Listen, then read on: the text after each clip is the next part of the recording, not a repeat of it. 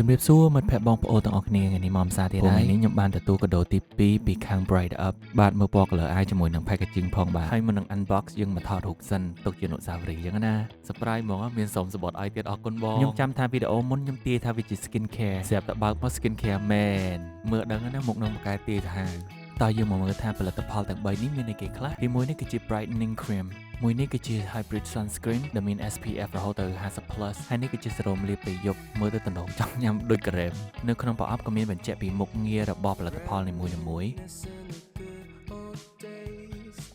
ឡូវយើងមកតេស្ត hybrid sunscreen មុនគេ